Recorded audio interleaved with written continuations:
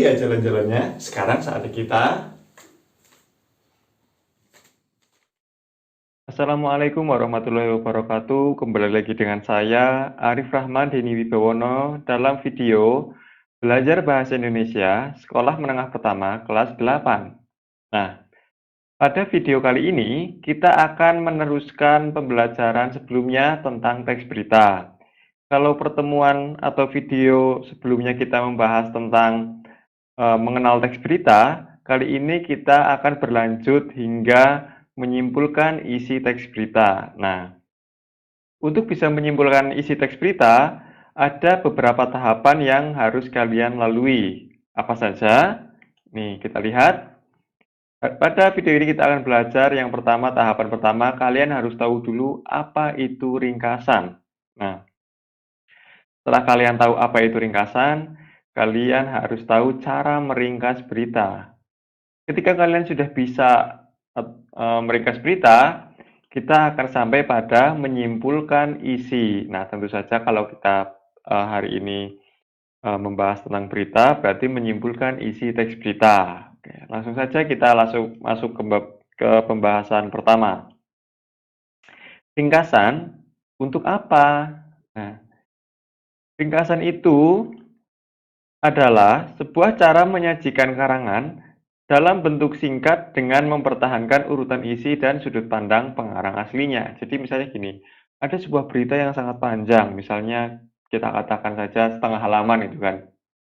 Nah, ketika kita meringkas, kita memperpendek berita itu menjadi lebih sederhana, tetapi kita tidak menghilangkan poin-poin penting dalam berita itu dan sudut pandang pengarang aslinya. Jadi kita hanya menghilangkan hal-hal yang kurang penting dalam video itu dan mengambil intisarinya saja. Nah, intisari dari ringkasan itu bisa kita ambilkan dari unsur-unsur adik simba. Nah, kalian masih ingat adik simba itu apa? Oke, bagi yang masih lupa-lupa ingat, akan saya bahas sekilas. Adik simba itu adalah unsur berita yang terdiri dari A itu apa, D itu di mana, C itu K itu kapan, C itu siapa, M itu mengapa, dan B itu bagaimana. Jadi, untuk bisa kita meringkas, kita harus bisa menganalisis unsur-unsur adik simbanya. Seperti itu. Kenapa harus menganalisis unsur adik simba? Karena itu adalah poin-poin penting dalam berita. Nah, lalu ringkasan itu untuk apa? Ringkasan itu untuk membantu seseorang memahami dan mengetahui isi sebuah karangan dalam sajian data yang tidak terlalu panjang.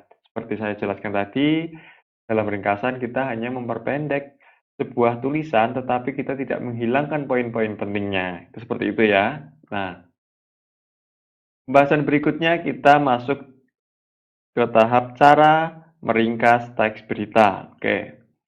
Nah, cara yang pertama untuk bisa meringkas teks berita, kalian harus membaca dan memindai teks berita. Nah, hal pertama yang harus kalian lakukan adalah membaca. Kenapa? Karena kalau tidak baca, kita tidak tahu isinya tentang apa. Oke. Jadi kita membaca, kemudian memindai. Nah, memindai ini maksudnya seperti apa? Kita ini mencari nih kira-kira unsur A-nya itu di sini letaknya, unsur D-nya itu di sini, unsur K-nya itu di sini, dan lain-lain. Ide pokok dari paragraf 1 itu seperti ini, ide pokok seperti paragraf 2 itu seperti ini, seperti itu. Jadi selain membaca, kita juga memindai atau men-scan ya teks itu dalam arti kita memindai poin-poin pentingnya saja. Nah, setelah kalian membaca dan memindai, itu kalian harus mencatat ide utama dan unsur berita. Seperti itu. Setelah kalian tadi membaca, mengetahui kira-kira poin pentingnya apa saja, itu kalian catat. Kenapa? Untuk memudahkan ke tahap berikutnya. Apa tahap berikutnya? Yaitu mereproduksi tulisan menjadi lebih ringkas. Mereproduksi itu maksudnya seperti apa? Produksi itu artinya membuat, itu artinya kembali. Jadi, mereproduksi itu artinya membuat kembali tulisan itu menjadi lebih ringkas. Seperti yang saya jelaskan di awal, misal ada berita setengah halaman, kalian tulis ulang menjadi lebih ringkas dengan tidak menghilangkan poin-poin pentingnya. Seperti itu. Nah, Untuk bisa mereproduksi tulisan menjadi lebih ringkas, ada hal yang perlu kalian perhatikan. Nah, ini tips ya dalam mereproduksi tulisan. Yang pertama, itu gunakan saja kalimat tunggal. Kenapa? Karena kalimat tunggal itu memudahkan kita untuk to the point, tahu ini intinya tentang apa, dan memudahkan juga pembaca dalam memahami tulisan yang kita buat atau ringkasan yang kita buat nantinya. Berikutnya adalah perpendeklah tiap kalimat menjadi frasa dan frasa menjadi kata. Jadi hal yang perlu kita lakukan adalah menyederhanakan tulisan yang panjang itu. Nah, tips yang ketiga yaitu pertahankan struktur, gagasan, dan sudut pandang karangan. Ya, seperti saya jelaskan di awal tadi, dalam meringkas kita tidak boleh menghilangkan urutan isi dan sudut pandang asli pengarangnya. Yang terakhir ini yang paling penting, jangan memasukkan pendapat pribadi dalam ringkasan, karena ini dari meringkas itu hanya menyajikan data poin-poin penting dalam sebuah berita. Jadi kita tidak diizinkan untuk memberikan penilaian atau pendapat pribadi. Seperti itu. Itu cara meringkas berita ya. Ada 3, membaca dan memindai, yang kedua mencatat, dan ketiga mereproduksi. Tips dalam mereproduksi ini tadi ada 4 hal. Nah, ketika kalian sudah bisa meringkas, kita masuk dalam tahap menyimpulkan berita. Nah, menyimpulkan berita itu berasal dari kata simpulan. Nah, simpulan itu apa sih, itu kan? Simpulan itu memiliki arti kesudahan pendapat atau pendapat yang terakhir dari sebuah uraian sebelumnya. Nah, karena konteks kita di sini adalah teks berita, berarti setelah kita bisa meringkas, kita memberikan pendapat terakhir dari uraian berita yang kita baca sebelumnya atau kita ringkas sebelumnya. Nah, biasanya kalimat simpulan itu ditandai dengan, nah ini contohnya nih, berita tersebut menyampaikan informasi tentang titik-titik. Nah, titik-titik di sini kita lanjutkan dengan ringkasan berita yang telah kita buat, seperti itu. Atau contoh kalimat yang kedua bisa menggunakan variasi ini, berita tersebut menginformasikan. Nah, ini dilanjutkan dengan ringkasan yang sudah kita buat. Jadi,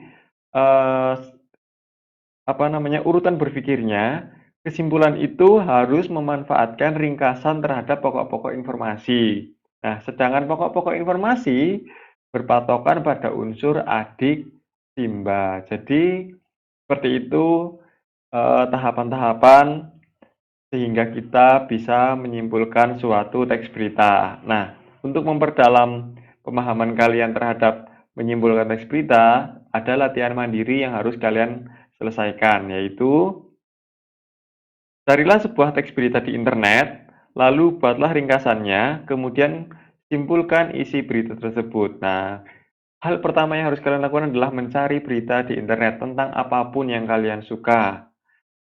Kemudian kalian buat ringkasannya. Ingat, untuk bisa meringkas, kalian harus bisa menganalisis unsur-unsur adik timba yang pernah kita pelajari di video sebelumnya.